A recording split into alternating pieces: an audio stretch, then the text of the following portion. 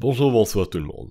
Je sais, ça fait extrêmement longtemps que vous n'avez pas vu une vidéo de moi ou que je ne vous ai pas parlé dans une vidéo. Et bon, le fait que je vous parle dans une vidéo n'est pas nécessairement une bonne nouvelle, en fait, c'est un peu pour fermer la boucle. La raison principale pour laquelle justement je fais cette vidéo, c'est pour expliquer ma longue absence et également expliquer la raison pour laquelle les chances que je revienne sur YouTube sur le moyen long terme sont quasi nulles. Mais bon, je pourrais vous donner toutes les raisons du monde, mais je vais vous faire un espèce de petit résumé concis de toutes les raisons et les petites choses qui ont amené à la décision pour laquelle, eh bien, j'ai arrêté de faire des vidéos. La première raison, qui est l'une des plus importantes, je pense, eh bien, c'était une perte de motivation. Perte de motivation, je vais quand même nuancer. J'adore faire des vidéos. Sincèrement, j'adore le principe de faire du montage, de faire de l'acting. Je kiffe. Sincèrement, si je pourrais vivre ma vie de ça, je le ferais 100%. La problématique, étant un narrateur principalement de creepypasta, voire un narrateur tout court, eh bien YouTube n'est simplement pas la plateforme de prédilection sur laquelle je vais pouvoir faire du contenu. Disons juste que YouTube a énormément changé depuis que j'ai commencé à faire des vidéos. Bon, j'ai quand même commencé en 2015-2016, ce qui veut dire à peu près 7 ans, 6 ans, et autant dire que YouTube a drastiquement changé durant cette période. Que ce soit dans la manière où les vidéos sont perçues par YouTube ou la communauté en elle-même. Je vais pas rentrer dans les détails, mais... Non, en fait, vous savez quoi, je vais rentrer dans les détails. Ça fait 1 an presque que j'ai pas sorti de vidéo, donc vous méritez quand même une vidéo qui explique assez bien pourquoi je m'en vais. YouTube en 2015-2016 avait un format qui était très simple et qui fonctionnait très bien. Plus des gens allaient voir une vidéo, plus YouTube recommandait une vidéo. Ce qui veut dire que ça faisait un peu un effet boule de neige. Plus de gens voient une vidéo, plus la vidéo est recommandée, plus de gens vont voir la vidéo, donc plus la vidéo est recommandée. Ce qui est un concept que, personnellement, ça fonctionnait très bien.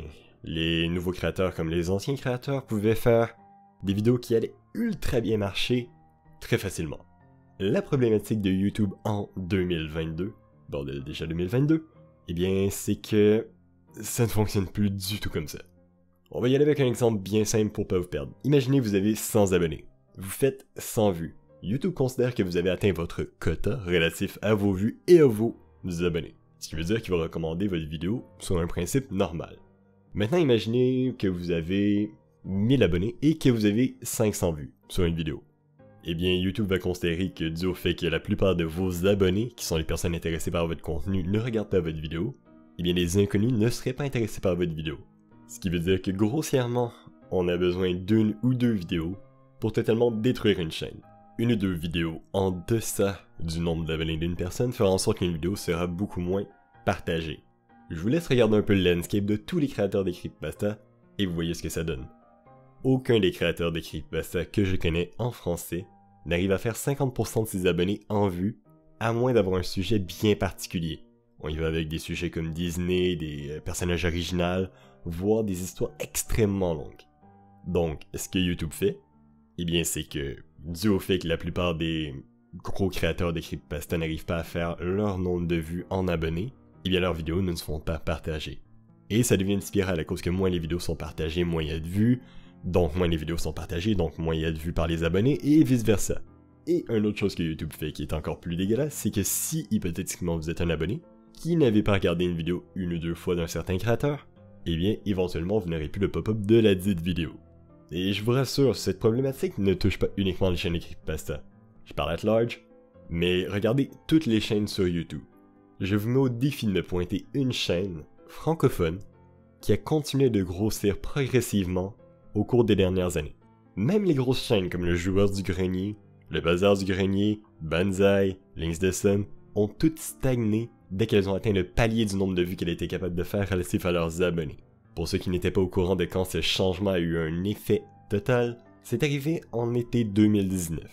Je suis presque sûr que si certains des créateurs de creepypasta regardent ma vidéo, plusieurs vont pouvoir confirmer que leurs vidéos ainsi que leurs vues ont totalement tanké en 2019. Et ça c'est dû à une autre petite variable. En 2019, le code de conduite de YouTube a totalement été remasterisé. Et pour le pire, tout contenu qui pouvait être considéré comme étant quelque peu nocif pour les annonceurs, eh bien il se faisait tout simplement plus partagé. Donc étant une chaîne principalement d'horreur et de creepypasta, vous imaginez ce que ça fait. Toutes les chaînes de creepypasta d'horreur, ou qui étaient un peu pointées vers un peu le surnaturel, ont arrêté de se faire partager. Tous les threads ont arrêté de se faire partager. Et ça a eu l'effet que tout le monde pouvait anticiper, les vues se sont pété la gueule, et les vidéos d'horreur en ce moment, j'ai regardé récemment les creepypasta pour le plaisir, et il n'y a pas une vidéo qui arrive à dépasser les 25 000. Et ça, je vérifie même dans les plus gros, je parle de Skull, je parle de Macripsta, je parle de Dainis, je parle de Creepy Stories. Personne, mais vraiment personne n'arrive à dépasser un certain seuil, et c'est dû au fait que de 1, YouTube ne partage plus les vidéos à cause que c'est des vidéos qui sont dites matures, et de 2, dû au fait que leurs vidéos ne pourront jamais réatteindre les vues de leurs vidéos précédentes ou de leurs abonnés, eh bien ils se font encore moins partager. Donc vous pouvez imaginer l'impact que ma chaîne a eu, certes elle est beaucoup plus petite que des chaînes comme celle que je n'aimais précédemment. Le fait de voir une chaîne sur laquelle j'ai travaillé durant 5, 6, 7 ans commencer à graduellement perdre des vues non pas à cause que je fais du travail de moins bonne qualité, mais bien à cause que le fait que l'algorithme de YouTube est systématiquement contre moi, eh bien ça enlève toute motivation de travailler. Et le pire, eh bien c'est vu que ma chaîne a quelque peu déjà été mis dans la case d'une chaîne d'horreur, eh bien j'ai beau tourner ça de tous bords, tous côtés, toute vidéo que je vais sortir sera systématiquement cachée. Et ça c'est pas le pire. La plupart des créateurs vont pouvoir vous le confirmer ou vous infirmer. Pour mon cas, près de 50 à 60% de mes vidéos étaient démonétisées avec le petit signe de dollar jaune. Je vais pas rentrer dans tout le principe de qu'est-ce que c'est le dollar vert, dollar jaune, c'est quoi la monétisation sur YouTube. Il y a plein de vidéos qui expliquent un peu le principe. Grossièrement, si une vidéo est considérée comme étant en haut de PG-16, eh bien elle peut être flaguée en jaune. Flaguée en jaune, ça sous-entend que la vidéo va être encore moins partagée et que le nombre de personnes qui vont pouvoir voir la vidéo va être sensiblement réduit au nombre de mes abonnés. Considérant que plus de 50% de mes vidéos ont été la proie à cela, je vous laisse quelque peu faire le calcul pour comprendre un peu quel a été l'impact sur ma chaîne sur le long terme. Et c'est l'une des raisons pour laquelle, au cours des derniers mois de ma chaîne active, j'avais tenté de faire des vidéos qui étaient différentes pour sortir un peu du moule des creepypasta, aller vers un principe un peu plus surnaturel, avec beaucoup plus de montage. Mais dû au fait que j'étais pris dans le moule de YouTube qui considérait que ma chaîne était une chaîne considérée pour 16 ans et plus, eh bien la plupart de mes vidéos n'étaient pas partagées, même ceux qui sortaient totalement du principe de l'horreur. Et quand on travaille pendant 80 heures sur une vidéo avec du montage très poussé, ça pète un peu les boules, on va dire ça comme ça. Ah, et oui, l'une des dernières choses qui m'a un peu... qui était la goutte qui a fait déborder le vase. L'avant-dernier mois où j'ai arrêté de poster des vidéos, AdSense, mon compte qui servait à générer du revenu, a été hacké. Pour ceux qui ne sont pas familiers avec AdSense, c'est grossièrement ce qui permet de payer les youtubeurs relatifs aux annonces qui sont mis sur les vidéos. La problématique, c'est que dès qu'on se fait hacker un compte AdSense, une des personnes a la possibilité de payer pour avoir des annonces sur un site de son choix. Ce qui est arrivé dans mon cas. Je me suis réveillé un beau matin et j'avais une facture de 500$ pour des pilules amaigrissantes pour un site que je ne connaissais pas.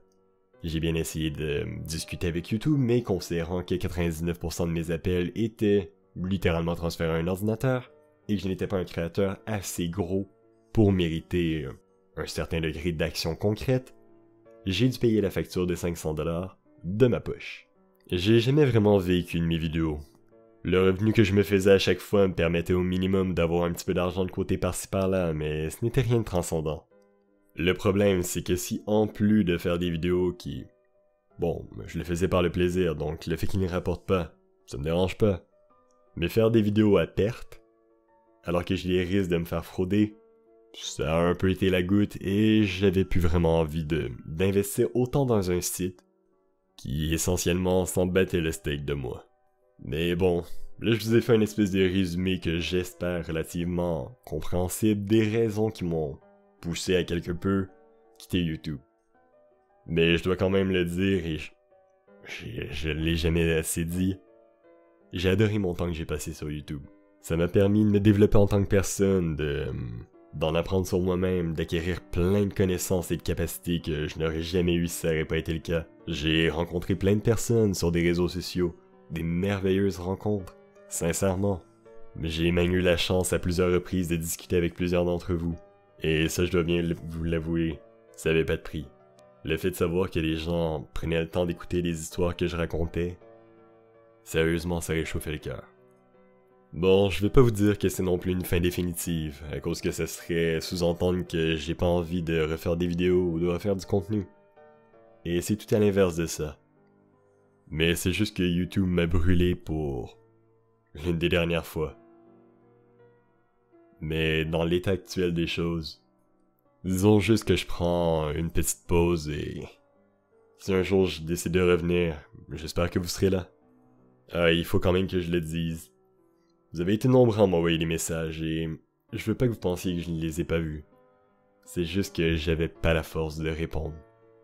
C'est quelque peu triste de dire à une communauté qui vous supporte que vous vous arrêtez. Et c'est pour ça que ça m'a pris autant de temps pour faire cette vidéo. J'étais tellement enragé contre le système, contre YouTube, contre la circonstance qui faisait en sorte que je devais arrêter à cause que, de toute façon, malheureusement dans l'état actuel des choses, comme je le vois, les creepypastas sur YouTube n'en ont plus pour longtemps. Je veux pas paraître défaitiste, mais au train où les choses avancent, je serais surpris que si les creepypastas ne transitionnent pas sur un autre médium dans les prochaines années. Et sincèrement, je le souhaite, parce que en ce moment, ce que YouTube fait pour les créateurs, notamment de creepypasta, eh bien, c'est juste dégueulasse. Mais bon, sur cette note un peu sombre et mélodramatique, merci encore à tout le monde qui m'ont quelque peu attendu, qui m'ont envoyé plein d'encouragements et qui se sont inquiétés pour moi. Sincèrement, ça a été un plaisir, voire un honneur de pouvoir faire des vidéos pour vous durant autant de temps. Merci, vraiment.